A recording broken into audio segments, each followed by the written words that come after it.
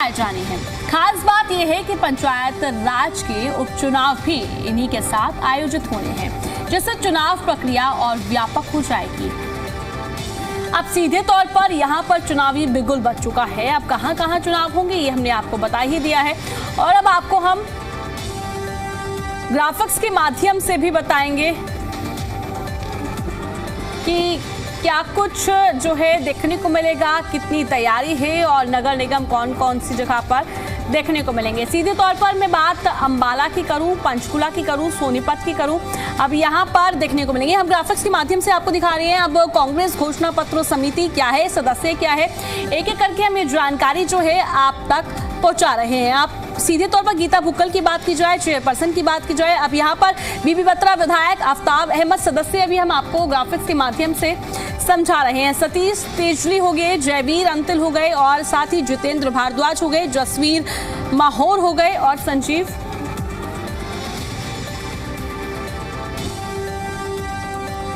और ये सदस्य हम आपको बता रहे हैं सीधा। और साथ ही हमने आपको ये भी बताया कि चेयरपर्सन कौन है। जानकारी हम लगातार आप तक पहुंचा रहे हैं। और कांग्रेस ने घोषणा पत्र समिति अब जारी कर दी गई है। अपडेट ये जानकारी आपकी टीवी स्क्रीन पर है। ग्राफिक्स के माध्यम से हम आपको चुनाव के बारे में जानकारी पहुंचा रहे हैं। अब आगे जरा देखिए, चुनाव में कांग्रेस की अब अग्नि परीक्षा यहाँ पर देखने को मिलेगी। पंचकुला, अंबाला और सोनीपत में बीजेपी मेयर है, और साथ ही इन सीटों पर कांग्रेस के सामने अब वापस लाने की चुनौती है। अब देखने वाली बात होगी क्या कुछ निकलकर सामने आता है। अंबाला उपचुनाव में पहली बार बीजेपी ने दर्ज की थी जीत, और अब कांग्रेस यहां पर क्या कर दिखाती है, देखने वाली बात होगी। और साथ ही आपको यह भी बता दें कि पंचकुला, अंबाला और सोनीपत में बीजेपी मेयर है। लगातार हम आपको ग्राफिक्स के माध्यम से इस चुनाव के बारे में बता रहे हैं, और यहाँ पर चुनाव में कांग्रेस की क्या अग्नि परीक्षा देखने को मिलेगी, क्या चुनौतियां देखने को मिलेगी, सीधे तौर पर ये जानकारी हम आप तक पहुंचा रहे हैं। तीनों नगर निगम में वापसी की अब बड़ी उम्मीद जताई जा रही है। अब देखने वाली बात होगी क्या कांग्रेस यहाँ पर कम बैक करेगी, क्या वापसी होगी या फिर नहीं, ये समय बताएगा। फिलहाल हालांकि कांग्रेस पूरी तैयारी में नजर आ रही है, और अब कांग्रेस उम्मीदवारों की सूची तैयार है। अब ये जानकारी हम आपको बताते हैं। मेयर पद के लिए मिले हैं कुल 21 आवेदन। जी हाँ, 21 आवेदन मिल गए हैं। ये हम सूची के बारे में जानकारी बता रहे हैं। किस किस ने आवेदन भरा है वो भी आपको बताएंगे। पार्षद पद के लिए 490 से अधिक ने आवेदन किया है, और हाईकमान को भेजे गए हैं 2-2 नाम, यानी कि दोनों में से 2-2 नाम भेज दिए गए हैं। चुनाव समिति की बैठक के बाद आप यहाँ पर मुहर लगती हुई नजर आएगी। और हरियाणा कांग्रेस ने 2 महीने पहले मांगे थे आवेदन, यानी कि 2 महीने पहले आवेदन मांग लिए गए थे, और अब नाम 2-2 नाम ये भेज दिए गए हैं। और पंचकुला से 11 और साथ ही पार्षद पद के लिए बात की जाए तो 490 से अधिक आवेदन यहाँ पर भेज दिए गए हैं। ये जानकारी हम लगातार आप तक पहुंचा रहे हैं। ये अपडेट आपकी टीवी स्क्रीन पर है, और साथ ही हम आपको बता रहे हैं अब कांग्रेस उम्मीदवारों की कितनी तैयारी है। सूची तैयार हो चुकी है, और 21 आवेदन मेयर पद के लिए मिले हैं कुल। अब ये लगातार हम सूची के बारे में तो जानकारी आपको दे रहे थे, बताएंगे हरियाणा में बचा है चुनावी बिगुल। कहां कहां पर चुनाव देखने को मिलेंगे ये देखिए जरा। नगर परिषद रेवाड़ी में चुनाव देखने को मिलेगा, और साथ ही नगर पालिका की बात की जाऊं तो रोहतक के सापला में ये चुनाव होना है, और साथ ही नगर पालिका उकलाना जो कि हिसार में पड़ता है, यहाँ पर भी ये चुनाव देखने को मिलेगा। आगे बढ़ते हैं। अब नगर पालिका की बात करूं, रेवाड़ी जो कि धारूहेड़ा में पड़ेगा, और ये पंचायत उपचुनाव नगर निकायों के साथ होने हैं। तो अब तैयारियां जोरों शोरों पर देखने को मिल रही है। पानीपत करनाल में जिला परिषद के एक वार्ड में देखने को मिलेगा, और 12 ब्लॉक समिति सदस्यों के लिए ये चुनाव होने हैं, और 29 सरपंच पदों पर भी यहाँ पर अब मतदान देखा जाएगा, यानी कि पूरी तैयारी देखने को मिल रही है। अब दोनों चुनाव साथ होने हैं। अब कांग्रेस बीजेपी पूरी तैयारी में नजर आ रही है। हालांकि कांग्रेस अपने सिंबल पर लड़ने की भी बात कह रही है। ये हमने आपको बताया कि कहां कहां पर ये चुनाव होंगे, कौन कौन सी प्लेस पे होंगे। नगर पालिका की भी जानकारी हमने दी आपको कि नगर पालिका का चुनाव कहां कहां होना है, और साथ ही लगातार हम अपडेट आप तक पहुंचा रहे हैं। जानकारी आपकी टीवी स्क्रीन पर।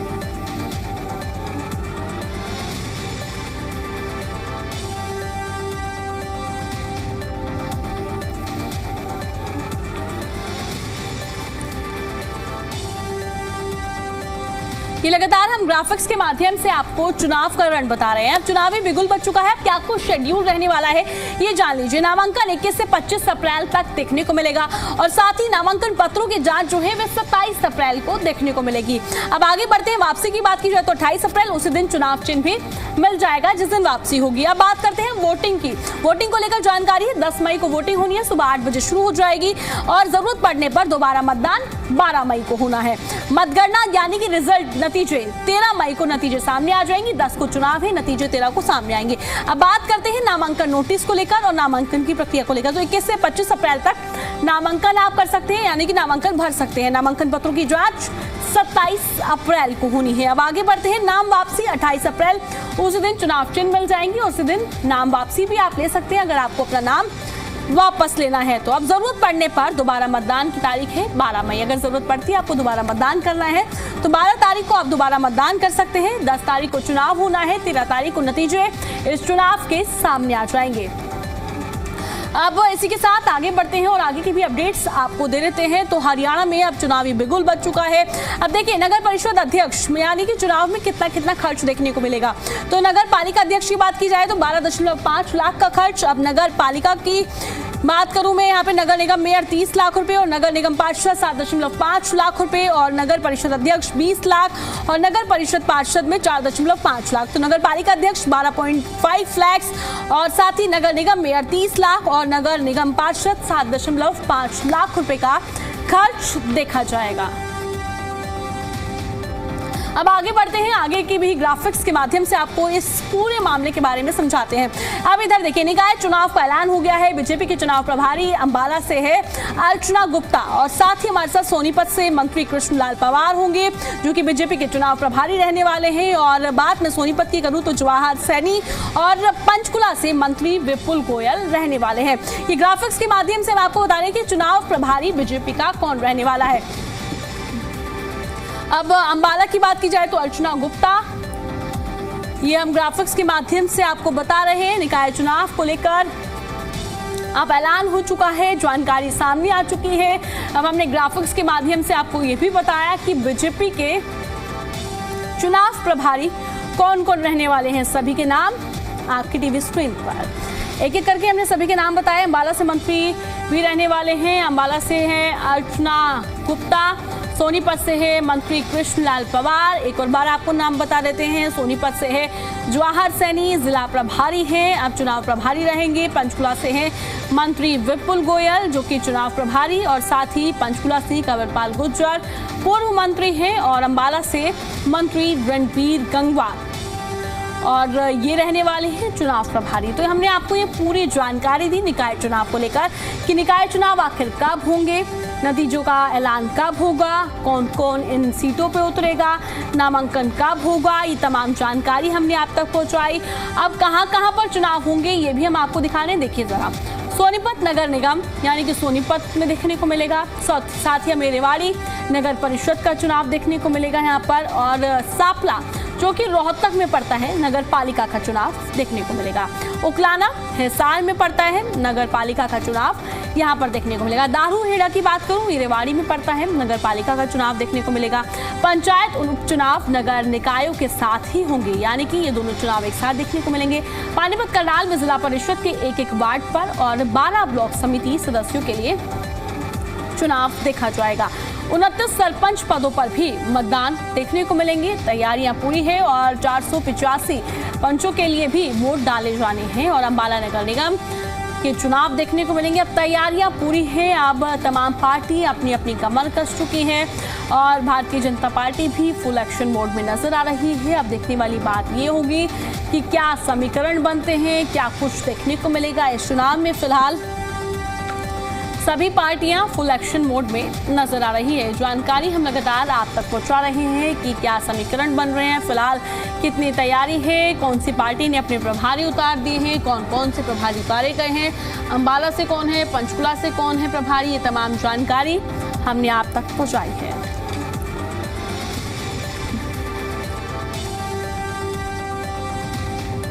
ये लगातार हम जानकारी आप तक पहुंचा रहे हैं किस तरीके से अब ये बिगुल बच चुका है। देखने वाली बात होगी क्या कुछ निकलकर सामने आता है, ये तमाम जानकारी हम चुनाव से जुड़ी हुई आप तक पहुंचा रहे हैं। शेड्यूल को लेकर भी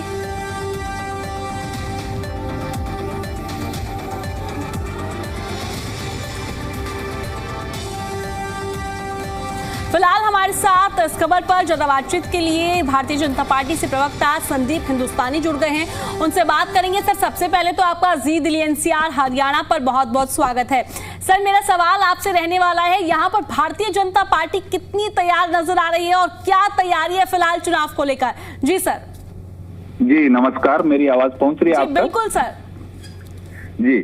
देखिए, माननीय मुख्यमंत्री नायब सिंह सैनी जी के नेतृत्व में भारतीय जनता पार्टी पूरी तरीके से तैयार है। कल हमारे माननीय प्रदेश अध्यक्ष मोहनलाल बड़ोली जी ने स्पष्ट कर दिया है कि भारतीय जनता पार्टी नायब सरकार की नीतियों को लेके, भाजपा सरकार के जन कल्याणकारी योजनाओं को लेके इस चुनाव के मैदान में जाएगी और उन्हीं के बिहाफ पे हम जनता से वोट की अपील करेंगे। आपने जैसे पीछे देखा होगा 2024 में जब भारतीय जनता पार्टी की प्रचंड बहुमत की सरकार बनी, माननीय मुख्यमंत्री नायब सिंह सैनी जी हमारे मुख्यमंत्री बने, उसके बाद लगभग 6 महीने बाद 8 महीने बाद निकाय के चुनाव थे, 10 निकाय चुनाव हुए। उसमें भारतीय जनता पार्टी ने हर निकाय में भारतीय जनता पार्टी का कमल का फूल खिला। कांग्रेस अपना खाता भी नहीं खोल पाई। इसी तरीके की चीजें आपको इस निकाय चुनाव में भी देखने को मिलेगी। सभी निकाय चुनाव में, नगर परिषद में, नगर पालिका में भारतीय जनता पार्टी का जो कमल का फूल है वो खिलेगा। कांग्रेस अपना खाता भी नहीं खोल पाएगी। सर, तो लग रहा है भारतीय जनता पार्टी, वैसे तो बात करूं मैं, चुनाव नहीं होते हैं फिर भी चुनावी मोड में रहती है, साफ तौर पर कहा जाता है आप लोगों की तरफ से। अब चुनाव का बिगुल तो बच चुका है और यहाँ पर कॉन्फिडेंट फैक्टर भी देखने को मिल रहा है कहीं ना कहीं। पर आपको क्या लग रहा है कि कांग्रेस पार्टी एक आधी सीट पर बाजी मारते हुए नजर आएगी या फिर बिल्कुल क्लोज है आपकी तरफ से? जी, आप देख सकते हैं कि कांग्रेस पार्टी जिस प्रकार से निराशा और हताशा में डूबी हुई है, गुटों और धड़ों में बटी हुई है, और इस राज्यसभा चुनाव ने वो बिल्कुल स्पष्ट कर दिया कि किस प्रकार से 1.5 साल के अंदर ही 25% कांग्रेसी जो विधायक प्रतिनिधि थे वो कांग्रेस से अलग हो चुके हैं। तो कांग्रेस के ऊपर न जनता को विश्वास है, न जनता के द्वारा जो चुने हुए प्रतिनिधि है कांग्रेस की टिकट पे उनको विश्वास है। कांग्रेस पार्टी अपना विश्वास जनता में पूरी तरीके से खो चुकी है। जनता को विश्वास है माननीय मुख्यमंत्री नायब सिंह सैनी जी के नेतृत्व पे, माननीय प्रधानमंत्री मोदी जी के नेतृत्व पे और डबल इंजन सरकार पे। तो निकाय चुनाव में आप देखेंगे कि हरियाणा में एक बार फिर से ट्रिपल इंजन सरकार बनने का काम होगा। ठीक है सर, हमारे साथ ओंकार सिंह भी जुड़ गए हैं एनएलडी पार्टी से। ओंकार जी, देखिए फिलहाल कितनी तैयार है एनएलडी पार्टी, क्या लग रहा है इस बार चुनाव में क्या कुछ देखने को मिलेगा? जी ओंकार जी। देखिए, जो ये बीजेपी के प्रवक्ता मेरे छोटे भाई बोल रहे हैं, यह घमंड की प्रकाष्ठा है। मैं इनसे पूछना चाहता हूँ क्या नीतियां नायब सिंह सैनी की? किसान को परेशान कर दिया, शिक्षक को परेशान कर दिया, स्टूडेंट को परेशान कर दिया, हर वर्ग परेशान है। क्या यही नीतियां हैं? ये तो ये सत्ता में बैठकर धन का लालच देकर, दबाव और ईडी सीबीआई का डर दिखाकर ये राजनीति करते हैं। और सुप्रीम लोकतंत्र में जनता होती है। जिस दिन जनता सामने आ गई, इन लोगों को वापसी घर बिठा देगी सबके सबको। ये घमंड की प्रकाष्ठा बता रहे हैं। हाँ, मैं अपनी बात करता हूँ। हमारे पहले 2019 में टूट और फूट की वजह से हमारी पार्टी बहुत कमजोर हो गई थी, लेकिन जिस तरह से पिछले 5 साल में चौधरी अभय सिंह चौटाला जी ने एक सूझबूझ वाले नेता की कमान संभाली है, उससे स्पष्ट है कि आज इनेलो अपने आप को पुनः स्थापित कर चुकी है। और मैं स्पष्ट बताना चाहता हूँ कि इस नगर निगम चुनाव में जो बीजेपी कह रही है कि हम सारी सीटें जीतेंगे, दूसरा कोई एक भी नहीं जीतेगा, ये इनका घमंड ही रह जाएगा। क्योंकि जनता सुप्रीम होती है। जनता जान चुकी है कि कौन व्यक्ति जनता का रखवाला है। आज किसानों और मंडियों की हालात देख लो। कौन सा नेता जो 24 घंटे जनता के बीच में, किसानों के बीच में है? शहरों की हालात बहुत नाजुक है, एक भी सड़क साबुत नहीं है, सीवर व्यवस्था बदहाल है, सफाई के नाम पर करोड़ों अरबों रुपए की ठगी है। पंचकुला नगर निगम में 590 करोड़ का घोटाला है। इसके अलावा बहुत से घोटाले हैं जो जनता चाहती है कि ऐसी पार्टी है जो जनता के सामने घोटाले उजागर करे, और वो केवल इंडियन नेशनल लोकदल है। मैं विश्वास के साथ कह सकता हूँ कि आने वाले समय में इंडियन नेशनल लोकदल बहुत अच्छा प्रदर्शन करे। ठीक है ओंकार जी। संदीप जी, देखिए सुना आपने सीधे तौर पर एनएलडी की क्या कुछ राय है, मैं आपसे जानना चाहूंगी। साफ तौर पर तमाम मुद्दे ओंकार जी उठाते हुए नजर आए, पानी की समस्या उठाते हुए नजर आए, किसान की समस्या उठाते हुए नजर आए, सीवरेज की समस्या उठाते हुए नजर आए, कहते नजर आए इन समस्याओं के तहत जो है भारतीय जनता पार्टी इतनी सीटें नहीं ले पाएगी। क्या कहना है आपका? जी, मैं एक एक सवाल का जवाब देना चाहूंगा। देखो, सबसे पहले तो इन्होंने स्वीकार किया कि इनकी पार्टी में टूट फूट हुई है ना, टूट के बिखर गई, बिखर के तिनका तिनका हो गई। लेकिन पिछले 5 वर्ष में जैसा इन्होंने बताया कि अभय सिंह चौटाला जी ने बहुत मेहनत की और पार्टी को फिर से खड़ा किया, लेकिन उसका परिणाम तो 2024 के विधानसभा चुनाव में स्पष्ट देखने को मिला कि खुद अभय सिंह चौटाला जी अपनी सीट नहीं बचा पाए। तो कितनी मजबूत हुई है उसका परिणाम तो जनता ने दिखा दिया इनको 2024 में। दूसरी बात, इन्होंने कहा किसान परेशान है, युवाओं को परेशानी है। मैं आपको बताऊंगा, माननीय मुख्यमंत्री नायब सिंह सैनी जी के दमदार नेतृत्व की सरकार है, जहां किसानों को 24 फसलों पे एमएसपी मिलता है, युवाओं को उनकी काबिलियत के हिसाब से रोजगार मिलता है, हमारी माताओं बहनों को लाडो लक्ष्मी योजना के तहत 2100 रुपया मिलता है। तो इस तरीके की बातें करके जनता को गुमराह नहीं कर सकते। हमने कहा है कि हम जनता के बीच में जाएंगे तो अपनी नीतियां लेके जाएंगे, अपना नेतृत्व लेके जाएंगे, अपनी नीयत लेके जाएंगे। भारत की जनता को पता है, हरियाणा की जनता को पता है कि भारतीय जनता पार्टी और नायब सिंह सरकार की नीतियां हैं वो जन कल्याण को ध्यान में रख के बनाई जाती हैं। हमारी नीयत है वो जनता के लिए बिल्कुल समर्पित है। इनकी नीयत में खोट है, नीति इनके पास है नहीं, नेतृत्व इनका टूटा हुआ, फूटा हुआ, बिखरा हुआ, तिनका तिनका हुआ पड़ा है। तो आप मेरे को बताइए कि इनेलो की तो देखो बात ही नहीं है। कांग्रेस के पास भी आज नेतृत्व किस प्रकार से है वो सबने इस राज्यसभा चुनाव में देख। तो मैं आपको बता रहा हूं, इस निकाय चुनाव में हरियाणा के एक ही धुरंधर हैं, माननीय मुख्यमंत्री नायब सिंह सैनी जी, जिनके नेतृत्व में कांग्रेस इस निकाय चुनाव से गायब होती हुई दिखाई देगी, ऐनक है वो टूटती हुई दिखाई देगी और चाबी है वो गुम हो चुकी है। भारतीय जनता पार्टी का कमल का फूल प्रचंड बहुमत से सभी निकाय चुनाव में खिलने का काम करेगा। ठीक है संदीप जी। ओंकार जी, देखिए अगर आपने संदीप जी को सुना तो उनकी तरफ से सीधे तौर पर कहा जा रहा है इस बार कोई कंपटीशन नहीं है, ना कांग्रेस ना आईएनएलडी, सीधे जो है भारतीय जनता पार्टी का यहाँ पर कमल खिलता हुआ नगर निकाय चुनाव में देखने को मिलेगा। जी देखिए, ये चुनाव और प्रदेश के चुनाव में बहुत अंतर होता है। ये चुनाव वार्ड की समस्याओं पर आधारित है। ये चुनाव नाली, गली, सड़क, स्ट्रीट लाइट, सीवर व्यवस्था, ये छोटे छोटे मुद्दों का चुनाव है। आज मैं इनसे पूछना चाहता हूँ, कोई एक शहर बता दीजिए जहाँ पे सीवर व्यवस्था ठीक हो, सड़कें अच्छी हो, साफ पीने का पानी मिल रहा हो और कोई भी समस्या ना हो, स्ट्रीट लाइट अच्छी हो। आज प्रदेश के प्रत्येक शहर की परिस्थितियां बद से बदतर हो चुकी हैं और प्रत्येक व्यक्ति इनसे निजात चाहता है और ये निजात वो करेगा। और इस बार जो इनका घमंडा वो चूर चूर होगा, इसमें कोई दो राय नहीं है। ये कहते हैं कि इनेलो टूट हुई थी, मैंने भी ये बोला कि इनेलो में टूट हुई थी, हुई नहीं है। आज 5 साल से ज्यादा का समय हो चुका, हमने अपने आप को पुनर्स्थापित किया है, जनता के बीच में रह के जनता की आवाज बने हैं। आप ही बता दीजिए, कल ही चौधरी अभय सिंह चौटाला जी ने कहा कि मुख्यमंत्री 2 दिन में बायोमीट्रिक व्यवस्था, गेट पास व्यवस्था खत्म कर दे, नहीं तो लड़ाई आर पार की होगी। और मैं गारंटी से कहता हूँ 2 दिन बाद देख लेना सरकार बैकफुट पे होगी। पहले दिन सरकार ने नियम स्थापित किया था कि सवेरे 6 बजे से रात 8 बजे तक मंडी खुलेगी, इसके बाद खरीद फरोख्त या एंट्री नहीं होगी। जब हमने इसकी चेतावनी दी, अगले दिन ही 24 घंटे का रूल आ गया था। ये सरकार ऐसी है, ये लातों के भूत है, बातों से मानने वाले नहीं है। ये सिर्फ जनता के हितों का नुकसान कर सकते हैं, किसान के हित का नुकसान कर सकते हैं। ये 24 फसलें कहते हैं, जरा इनसे पूछ के बता दो 24 फसलों में नारियल आता है, वो नारियल हरियाणा के किस जिले में लगता है? 24 फसलों में जूट भी है, रागी भी है, ये बता दो किस जिले में जूट होता है? पश्चिम बंगाल में होता है। ये सिर्फ दिखावे की सरकार है, हाथी के दांत है, खाने के ओर है, दिखाने के ओर है। आज प्रदेश की जनता इनसे निजात पाने को आतुर है।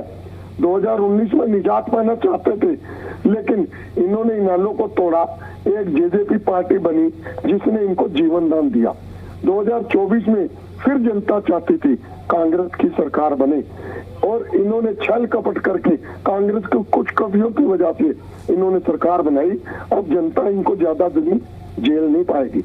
आज प्रदेश में चुनाव हो जाए, आज ये वापस 2 सीटों पे अटकेंगे। आज ठीक है ओंकार जी। संदीप जी देखिए, बार बार ये बात कही जाती है कि सरकार की तरफ से कहा जाता है कि 24 फसलों पर एमएसपी दी जा रही है, पर जो ग्राउंड पर रिपोर्ट देखी जाती है उसमें जो है 10 फसलों पर एमएसपी नहीं दी जाती। एक रिपोर्ट भी सामने आई थी, पिछले दिनों की ही बात है, और फिलहाल ओंकार जी भी ये मुद्दा उठाते हुए नजर आए। अब कहा जा रहा है कि भारतीय जनता पार्टी यहाँ पर ओवर कॉन्फिडेंट देखने को मिल रही है।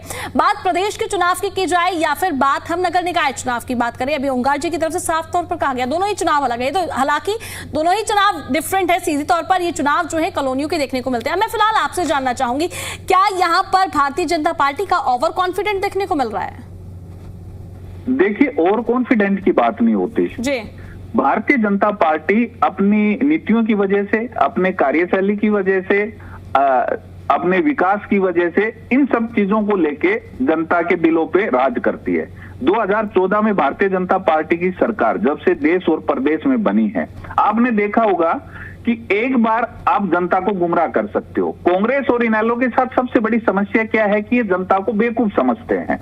ये जनता को ये समझते हैं कि हम जनता को गुमराह कर देंगे, हम जनता को झांसे में डाल देंगे। जनता इनके झांसे में आने वाली नहीं है। जनता ने देखा है कि 2014 से जब से नायब सिंह सैनी जी के नेतृत्व में, मोदी जी के नेतृत्व में हरियाणा में और देश में सरकार बनी है, उसके बाद किस प्रकार से हरियाणा विकसित हरियाणा बनने की तरफ अग्रसर है। निकाय चुनाव की बात कर रहे हैं, अभी आपने देखा होगा पिछले वर्ष ही करनाल को स्वच्छता रैंकिंग में पूरे देश में 3रा स्थान मिला था।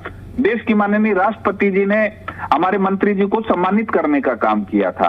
तो ये निकाय चुनाव की बात होती है। ये स्ट्रीट लाइट की बात कर रहे थे। मैं आपको बताना चाहता हूं कि जिस समय में इनकी सरकार हुआ करती थी, स्ट्रीट लाइट आपको निकाय में देखने को नहीं मिलती थी, और अगर मिलती थी तो उनमें लाइटें नहीं आती थी। आज शहरें, जो शहर है वो जगमग हैं, स्ट्रीट लाइटें लगी हुई हैं और तिरंगे के रूप में लगी हुई हैं। इतना सुंदर शहर लगता है कि लोग दूर दूर आके, इन्फ्लुएंसर्स आके उसकी वीडियोग्राफी करते हैं, रील बनाते हैं, देश और दुनिया में दिखाते हैं। और स्ट्रीट वेंडर्स की बात करते हैं, इनके समय में स्ट्रीट वेंडर्स की क्या हालत थी। आज देखिए स्ट्रीट वेंडर किस प्रकार से अपने रोजी रोटी वहां पे कमा रहे हैं। मैं स्ट्रीट डॉग्स की बात करता हूं, बेसहारा जो पशु हैं उनके लिए बात करता हूं। उसके लिए सरकार स्पेशल योजना लेके आई है। बेसहारा पशुओं के लिए अलग से जगह निर्धारित की गई है जहां पे उनको रखा जाएगा। तो ये मुद्दे किस चीज के हैं? ये मुद्दे निकाय के ही हैं। मैं कनेक्टिविटी की बात करता हूं। आज आप देखेंगे कि आप किसी भी निकाय में चले जाइए, आपको कनेक्टिविटी इतनी शानदार मिलेगी, इतनी सुदृढ़ मिलेगी। कहीं पे और ब्रिज बन रहा है, कहीं पे अंडर ब्रिज बन रहा है, जहां पे पहुंचने में एक शहर को दूसरे शहर के दूसरे छोर पे पहुंचने में जहां इनके समय में 3-3 घंटे लगते थे, आज वहां पे 30 मिनट का समय नहीं लग रहा है। तो आप मेरे को ये बताइए कि ये जो मैं चीजें आपको बता रहा हूं, आपसे हेल्थ इंफ्रास्ट्रक्चर की बात कर लीजिए, चाहे रोड इंफ्रास्ट्रक्चर की बात कर लीजिए, चाहे स्पोर्ट्स इंफ्रास्ट्रक्चर की बात कर लीजिए, चाहे सिक्योरिटी एंड सेफ्टी की बात कर लीजिए, आप हर क्षेत्र में देखेंगे तो हरियाणा के शहरों में जो अमूलचूल परिवर्तन हुआ है और जो हमारे निकाय हैं, जो हमारे शहर हैं, वो विकसित हरियाणा में किस प्रकार से